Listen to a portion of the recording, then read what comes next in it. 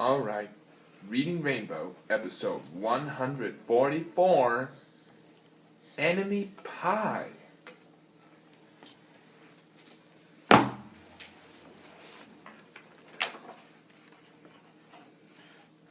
It should have been a perfect summer. My dad helped me build a treehouse in our backyard. My sister was at camp for 3 whole weeks, and I was on the best baseball team in town. It should have been a perfect summer, but it wasn't. It was all good until Jeremy Ross moved into the neighborhood right next door to my best friend Stanley.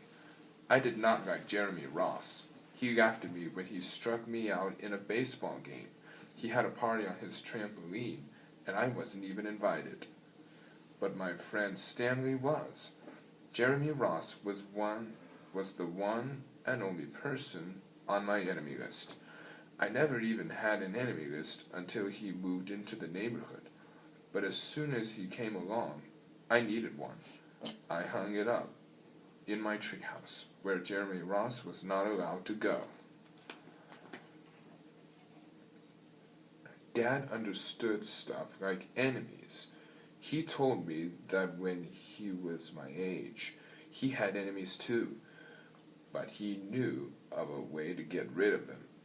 I asked him to tell me how. Tell you how? I'll show you how, he said. He pulled a really old recipe book off the kitchen shelf. Inside, there was a worn-out scrap of paper with faded writing. Dad held it up and squinted at it. Enemy pie, he said, satisfied. You may be wondering what exactly is in enemy pie. I was wondering too, but Dad said the recipe was so secret, he couldn't even tell me. I decided it must be magic. I begged him to tell me something, anything. I will tell you this, he said. Enemy pie is the fastest known way to get rid of enemies. Now, of course, this got my mind working. What kinds of things, disgusting things, would I put into a pie for an enemy? I brought Dad some weeds from the garden, but he just shook his head. I brought him earthworms and rocks, but he didn't think he'd need those. I gave him the gum I'd been chewing on all morning. He gave it right back to me. I went out to play, alone. I shot baskets until the ball got stuck on the roof. I threw a boomerang that never came back to me. And all the while, I listened to the sounds of my dad chopping and stirring and blending the ingredients of enemy pie. This could be a great summer after all. Enemy pie was going to be awful. I tried to imagine how horrible it must smell, or worse yet, what it would look like. But when I was in the backyard looking for ladybugs, I smelled something really, really, really good. And as far as I could tell, it was coming from our kitchen.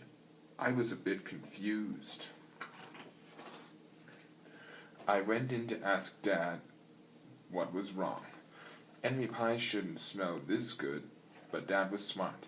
If enemy pie smelled bad, your enemy would never eat it, he said. I could tell he'd made enemy pie before. The buzzer rang, and Dad put on the oven mitts and pulled the pie out of the oven. It looked like plain old pie. It looked good enough to eat. I was catching on.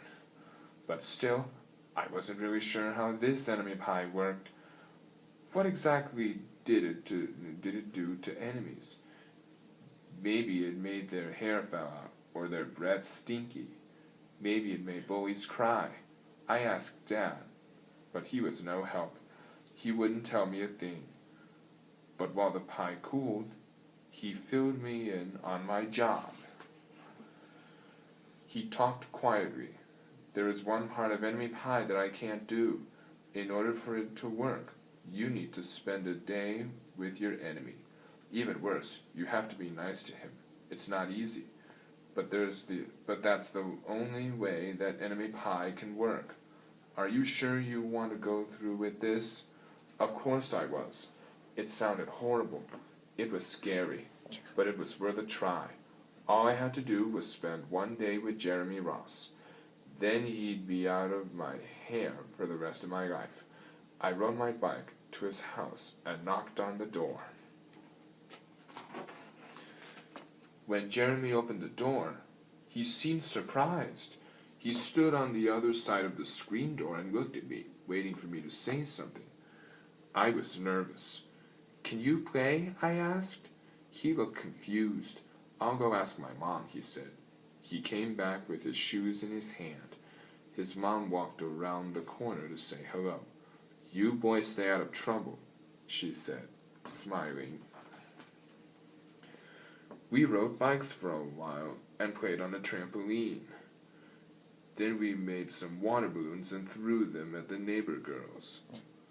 But we missed. Jeremy's mom made us lunch. After lunch, we went over to my house. It was strange, but I was kind of having fun with my enemy. He almost seemed nice, but of course I couldn't tell Dad that, since he had worked so hard to make this enemy pie. Jeremy Ross liked my basketball hoop. He said he wished he had a basketball hoop, but they didn't have room for one. I let him win a game, just to be nice.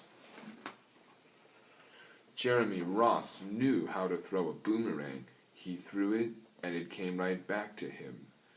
I threw it, and it went over my house and into the backyard. When we climbed over the fence to find it, the first thing Jeremy noticed was my tree house.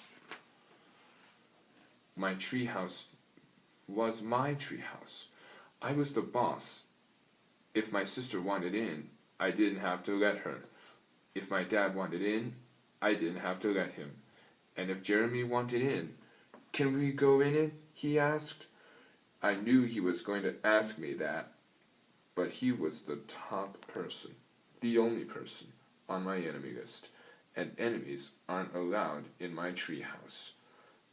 But he did teach me to throw a boomerang, and he did have me over for lunch, and he did let me play on his trampoline. He wasn't being a very good enemy. "Okay," I said, "but hold on." I climbed up ahead of him and tore the enemy list off the wall. I had a checkerboard and some cards in the tree house, and we played games until my dad called us down for dinner. We pretended we didn't hear him, and when he came out to get us, we tried to hide from him, but somehow he found us. Dad made us macaroni and cheese for dinner, my favorite. It was Jeremy's favorite too. Maybe Jeremy Ross wasn't so bad after all. I was beginning to think that maybe we should just forget about enemy pie. But sure enough, after dinner, Dad brought out the pie. I watched as he cut the pie into 8 thick slices. "Dad," I said, "it sure is nice having a new friend in the neighborhood." I was trying to get his attention and trying to tell him that Jeremy Ross was no longer my enemy. But Dad only smiled and nodded. I think he thought I was just pretending. Dad dished up 3 plates side by side with big pieces of pie and giant scoops of ice cream. He passed one to me and one to Jeremy. "Wow," Jeremy said, looking at the pie. "My dad never makes pies like this." I was at this point that I panicked. I didn't want Jeremy to eat enemy pie. He was my friend. I couldn't let him eat it. "Jeremy, don't eat it. It's bad pie." "I think it's poisonous or something." Jeremy's fork stopped before reaching his mouth. He crumpled his eyebrows and looked at me funny. I felt relieved. I had saved his life. I was a hero. "If it's so bad," Jeremy asked, "then why has your dad already eaten half of it?" I turned to look at my dad. Sure enough, he was eating enemy pie. "Good stuff," he mumbled through a mouthful. And that was all he said. I sat there watching them eat enemy pie for a few seconds. Dad was laughing. Jeremy was happily eating, and neither of them was losing any hair. It seemed safe enough, so I took a tiny taste. Enemy pie was delicious.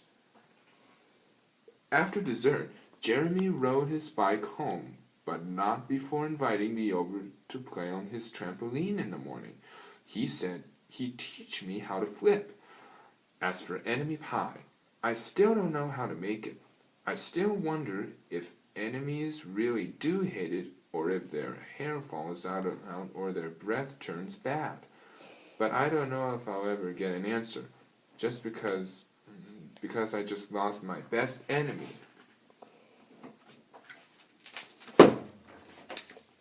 The